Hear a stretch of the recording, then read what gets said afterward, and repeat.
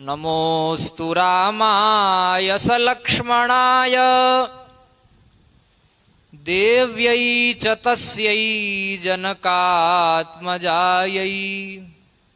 वादतोषितविश्वेशं धर्ममार्गप्रवर्तकं वन्दे श्रीहरिहरानन्दं करपात्रं जगद्गुरुम्। शास्त्र का वही सिद्धांत एक ढंग से कहने पर विस्फोट हो जाएगा, एक ढंग से कहने पर काम बन जाएगा। जैसे हमारे पूज्य गुरुदेव कहते हैं, शूद्रों का इसमें अधिकार नहीं, नारियों का इसमें अधिकार नहीं। खूब हल्ला मचाया पंडितों ने, इससे सामाजिक जातिगत विद्वेष पैदा हो गया। निषेध आज्ञा शूद्र स्त्रियों से ज्यादा ब्राह्मणों पर है, सन्यासियों पर है, आचार्यों पर है। उसका प्रकाश अधिक होना चाहिए था। अस्पृश्यता की बात जो कही, इसको नहीं छूना, उसको नहीं छूना, शास्त्र में ब्राह्मण के लिए भी तो लिखा है। एक ब्राह्मण भी दूसरे ब्राह्मण को छूता रहे, ऐसा लिखा है क्या? हम लोग भी गुरुदेव के पास रहते हैं, सेवा करते हैं, तो जिस समय साक्षात अंग की सेवा नहीं कर रहे हैं उस समय भी शिष्य का धर्म है, कर्तव्य है कि गुरु के श्री अंग से अलग होकर बैठे, चिपक कर नहीं बैठे। गले में कंधे में हाथ डालकर जैसे दोस्त बैठते हैं, ऐसे गलबैयां देकर थोड़ी बैठेगा गुरु के साथ, श्रेष्ठ जनों के साथ। समर्थ गुरु ब्राह्मण है, ब्रह्मचारी है, संस्कार संपन्न है, अग्नि का ब्रह्म गायत्री का उपासक है, उसके बाद भी मर्यादा का पालन है कि नहीं वहां पर, कि वहां भी छूते रहने की बात है। समान सन्यासी सन्यासी, ब्राह्मण ब्राह्मण में भी समान वर्ण, समान आश्रम, समान वयस, समान अवस्था में भी स्पर्शास्पर्श की मर्यादा होती है। संध्या किया हुआ जल है, पिया हुआ जल है, कौन छुए कौन न छुए, इसकी मर्यादा समान वर्ण में भी होती है। इन सब बातों का किस ढंग से प्रचार होना चाहिए, एक ही पक्ष का गलत ढंग से प्रचार कर दिया तो एक सामाजिक विद्वेष का रूप उसने धारण कर लिया। उसके सांगोपांग प्रकाश की आवश्यकता थी।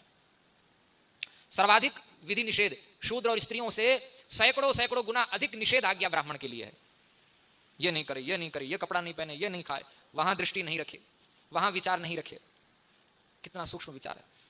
तो नारायण शास्त्र को जानने के बाद भी शास्त्र के प्रवचन का अधिकारी कौन है, इसकी भी शास्त्र में मर्यादा बताई गई। और कोई भी व्यक्ति अपने ढंग से भाषण देने लग जाएगा, आजकल तो छूट है, और सोशल मीडिया का समय जब से चला है तब से अभिव्यक्ति की स्वतंत्रता का लोग खूब लाभ उठा रहे हैं, और उससे मन में भी क्लेश बहुत उत्पन्न है, समाज में भी क्लेश बहुत उत्पन्न है।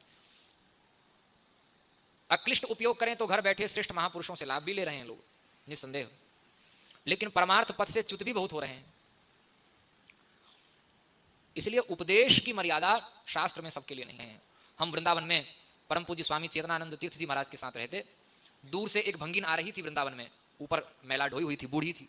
दूर से देखकर स्वामी जी ने कहा, इसको दूर से ही हाथ जोड़कर प्रणाम करो। मैंने कहा क्यों करें भाई, ये तो वर्ण में अत्यंत हीना है, ऐसा घृणित कार्य कर रही, हम ब्राह्मण हैं, इसको प्रणाम क्यों करेंगे?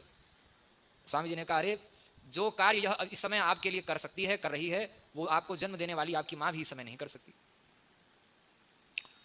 लड़का बड़ा हो जाए और बिस्तर में मलमूत्र का त्याग करे, बहुत लंबे समय तक यह कहानी चलने लगे, तो माई बाप भी कहते हैं कि अब भगवान ले जाए तो अच्छा है।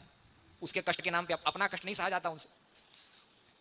स्वामी जी ने कहा कि कृतज्ञता ज्ञापन करने के लिए, वर्ण धर्म का विरोध नहीं, सर झुकाकर पैर छू करके वर्ण व्यवस्था का खंडन करके नहीं, दूर से मन ही मन सर झुका करके कृतज्ञता ज्ञापित कर लो। और उन्होंने कहा, अरण्य कांड में भगवान ने कहा है, छोटे से छोटे उपकार के प्रति हमारे पूज्य गुरुदेव भगवान कहते हैं, किसी वृक्ष के नीचे गर्मी के दिन में जेठ के महीने में थोड़ी देर बैठ गए, उसने छाया दी, शांति मिल गई, उस वृक्ष के प्रति हम ऋणी हो गए, कृतज्ञता ज्ञापित कर दो। यही सनातन धर्म है। फिर परमार्थ पथ में चलने के लिए जो समर्थ गुरुदेव, वो जो कल्पवृक्ष के रूप में हमें प्राप्त हुए, उसके लिए तो कहना ही क्या, पृथिव्याम नास्ति तद्द्रव्यम यद्दत्वा चांद्रणी भवेत। भगवान व्यास कहते हैं, ऐसा कोई पदार्थ नहीं, ब्रह्मा का पद आपको दे दिया जाए और पूरा ब्रह्मांड दान में कर दो उस गुरु के प्रति, तो भी यद्दत्वा चांद्रणी भवेत, उसको दे करके अनऋणी नहीं हो सकता, ऋण मुक्त नहीं हो सकता।